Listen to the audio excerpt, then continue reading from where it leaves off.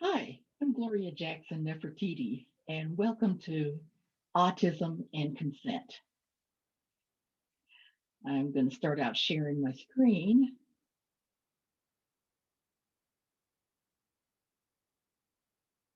Oh, let's see.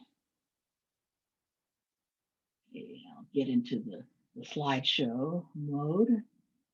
If it will let me. There we go. Great. Okay. So again, I'm Gloria Jackson-Nefertiti. My pronouns are she, her, and hers. And before I get into my talk on autism and consent, I just want to do a land acknowledgement.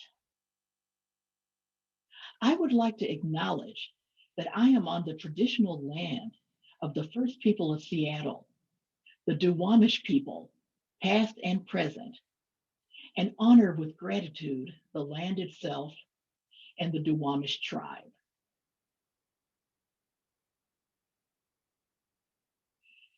So here's a little bit about me. I was diagnosed as autistic at a very late age. And when I say late, what I mean is that I received my diagnosis in May 2019, 6 months before I turned 63 years old.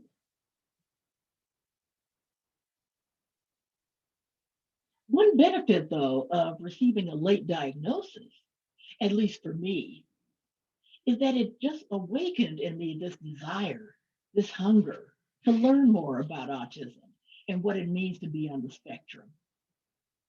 I mean, as long as I can remember, I knew that I was different from my classmates as well as my coworkers. But once I was finally diagnosed, my life began to make sense. When I heard about Consent Fest and that they were looking for presenters, the topic autism and consent came to me right away, and it made perfect sense. So during this brief time that I have with you, I'll be sharing some of my experiences as well as insights from various articles that I've listed on a handout that you'll be receiving. The first article that I want to share is called Autism and Consent by Emma.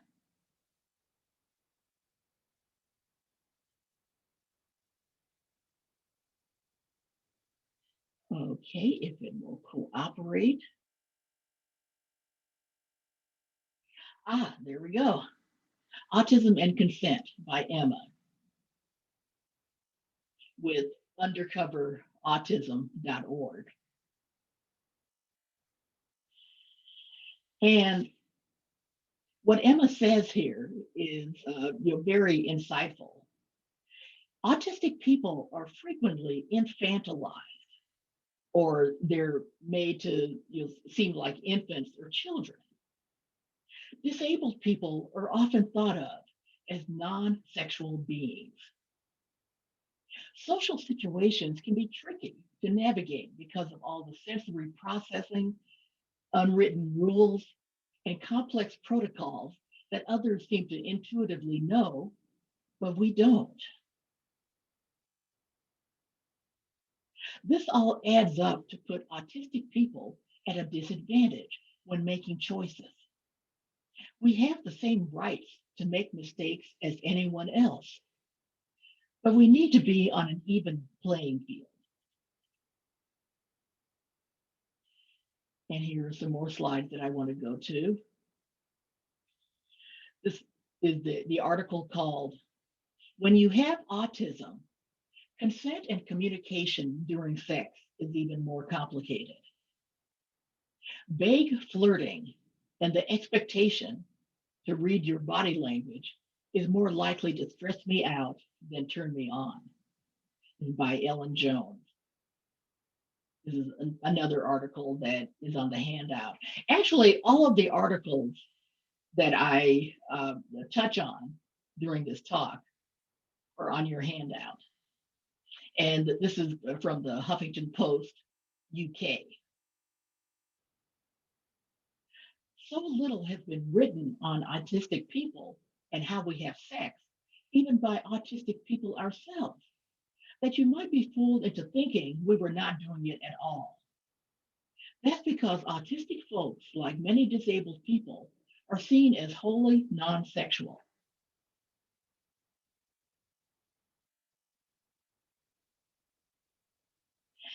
And before I go to the next slide, I just want to say that, and let me just stop sharing first. I just want to say that this is one of the things that I discussed when I was a guest on the Sluts and Scholars podcast with Nicoletta Heidegger in February. The link to the podcast is in your handout, as I mentioned, where I give a content warning about frank and sometimes graphic discussion of sexual acts. And I mentioned this because, when we were talking earlier about people with autism or just people with disabilities, period, as being seen as infants or children and non-sexual. And that's one of the things that I discussed in that podcast. And by the way, besides being autistic, I'm also a former fundamentalist Christian. And it was common for people to assume that I was a non sexual being, even after I left the church. If I were sitting at a table and everybody was having a lively discussion about sex, sometimes I'd be uncomfortable. It didn't necessarily mean that I found the topic of sex uncomfortable. Maybe I just didn't feel like I knew the people well enough to be discussing something that intimate. Frequently, people would take my silence and discomfort to mean that I found the conversation shocking, which I didn't necessarily. And also frequently, somebody would say, "Oh, Gloria's shocked." And then I'd have to say, "You don't know how I'm feeling." As I think about this now, maybe part of my discomfort was due to the fact that I didn't consent to hearing or being part of this discussion. Okay, so let me start sharing again.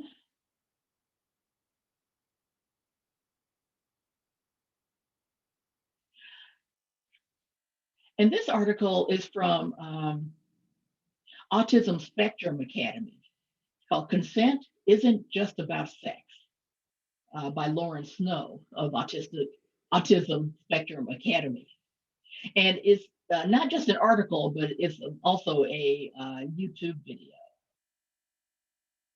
I won't be showing the video, but I'll just include the link. And it says here, if you're autistic, society can see your emotions as odd and dismiss them even more.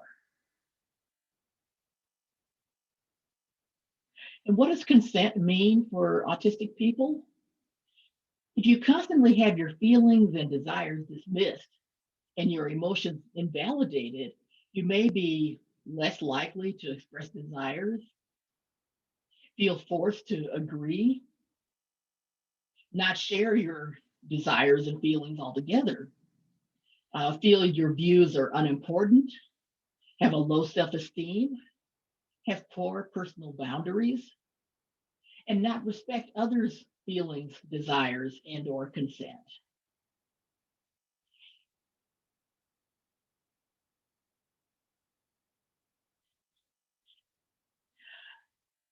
Another insightful article that I included on the handout, and it has kind of a long title, is from the Washington Post.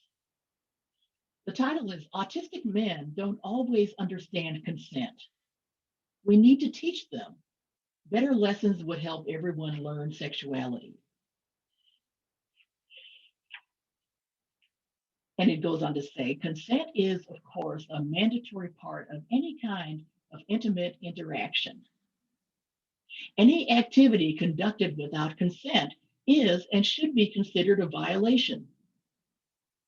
Using autistic people's lack of social skills as an excuse or scapegoat for not giving consent does a disservice to other autistic people and says they are not deserving of or cannot handle sexual activity or love.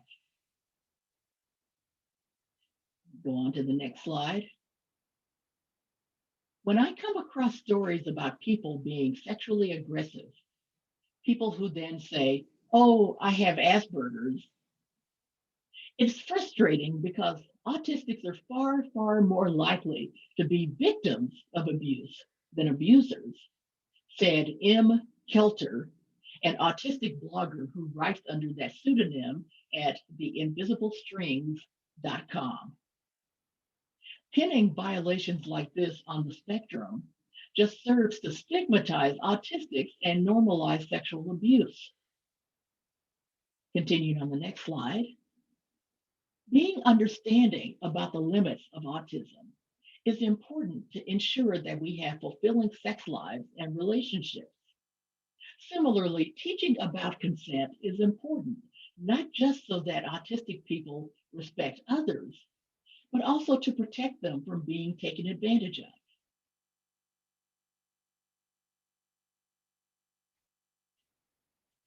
So we're coming to the end, but I just want to say that if you want to stay connected with me, and if you have any questions or comments on this talk, you can email me at notgloriajn@gmail.com, or you can contact me on my website, notgloriajn.net.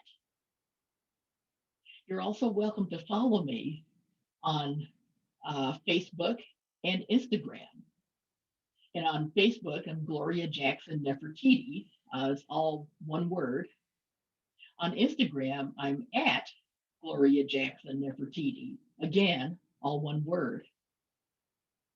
You can also follow me on Twitter at GloriaJN.